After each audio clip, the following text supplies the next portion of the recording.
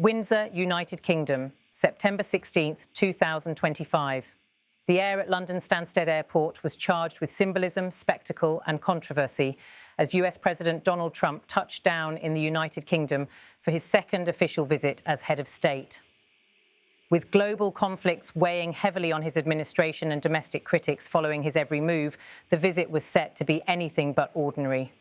The three-day trip carried the weight of geopolitics on its shoulders. Trade negotiations, energy cooperation, and the wars in Gaza and Ukraine dominated the agenda. But beyond the formalities, Britain braced itself for waves of protest, reminders of scandals, and the delicate balancing act of Prime Minister Keir Starmer's young government. Shortly after noon, Air Force One landed on the tarmac of Stansted Airport. Cameras tracked as Trump and First Lady Melania Trump emerged from the aircraft. The president's expression was fixed, almost defiant, as he descended the metal staircase. Melania followed a step behind, her composure cool against the backdrop of fluttering US and UK flags. Waiting at the bottom of the stairs was Yvette Cooper, Britain's Foreign Secretary, who extended a hand of protocol and diplomacy. The brief handshake was captured by the press pool, broadcast to millions, and interpreted as the first symbolic gesture of a complicated visit. Moments later, Trump and Melania crossed the tarmac and boarded a helicopter that would ferry them into central London. Their destination, the US ambassador's residence, a secure haven where they would spend the night before moving on to Windsor Castle. The choice of Windsor was not incidental. Nestled less than 40 kilometres from London, the historic royal residence offered Trump both prestige and distance. It insulated him from the sprawling demonstrations already taking shape in the capital. Still, Windsor was not immune. As dusk settled over the cobbled streets and castle walls, protesters assembled in defiance. Chants echoed off the stone as banners reading "Trump not welcome" and "No deals with tyrants" waved in the wind.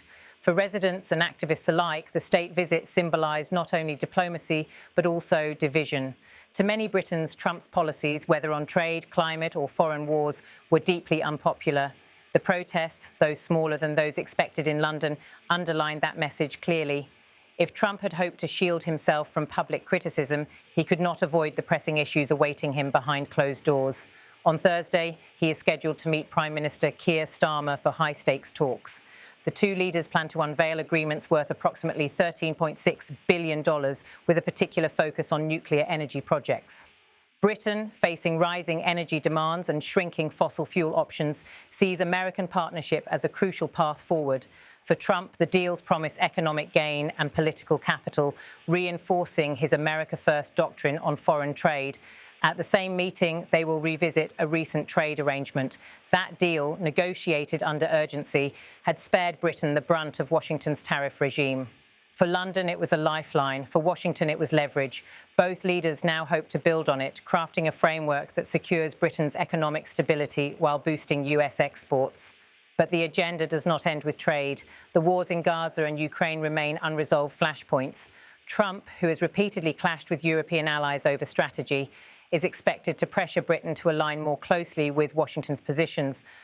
Complicating matters further is the diplomatic scandal that erupted just days before Trump's arrival. The British government dismissed its ambassador to Washington, Peter Mandelson, over his ties to convicted American sex offender Jeffrey Epstein. Mandelson, appointed less than a year earlier by Starmer, had been tasked with strengthening ties to the Trump administration. Instead, his abrupt removal cast a shadow over the visit, reviving uncomfortable questions about political judgment, influence and trust. The controversy was not confined to Westminster.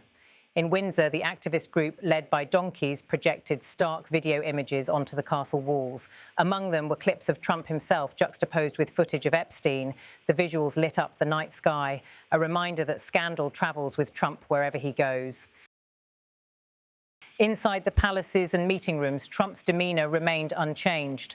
His staff described the visit as historic, positioning him as a leader capable of reshaping transatlantic ties. But outside those walls, the image was far more contested. Crowds shouted slogans in the streets. Campaigners framed the visit as proof of Britain's moral compromise under Starmer's government. Political analysts dissected every move, every handshake, every phrase uttered by the president. For Trump, who thrives on spectacle and confrontation, this was familiar terrain. For Keir Starmer, however, the stakes could not be higher. Only recently installed in Downing Street, he faces the challenge of stabilising Britain's economy while navigating turbulent global waters. His decision to welcome Trump with open arms carries risk. He secures American investment and trade relief, but at the cost of domestic backlash. The opposition has already seized on the timing, accusing Starmer of cozying up to an American leader mired in controversy. But government insiders argue the decision is pragmatic. Britain's post-Brexit reality demands strong ties with Washington, and Trump remains a central figure on the world stage. Internationally, Trump's visit sends multiple messages. To allies, it signals that Washington remains engaged, though on its own terms. To adversaries, it showcases the resilience of US influence reinforced by lucrative economic deals. But to ordinary citizens, especially those marching in protest, it is a reminder of the widening gap between leaders' priorities and public sentiment. The visit, like many in the modern era, has been shaped as much by images as by words. Among the most striking were tracking shots of Trump and Melania descending Air Force One, Trump shaking hands with Yvette Cooper, long shots of protesters outside Windsor Castle, projections of Trump and Epstein on Windsor Castle walls. These visuals, widely circulated across media platforms, amplified the contrasting narratives, one of ceremonial diplomacy, the other of dissent and controversy. As the visit unfolds, attention will shift to Thursday's meeting at Windsor Castle. There, Trump and Starmer will attempt to finalise trade and energy deals while navigating the undercurrents of scandal and public resistance. Whether the trip ultimately strengthens US-UK ties or deepens divisions remains to be seen. But one thing is certain, Trump's presence in Britain has once again placed the country at the intersection of diplomacy, protest and spectacle.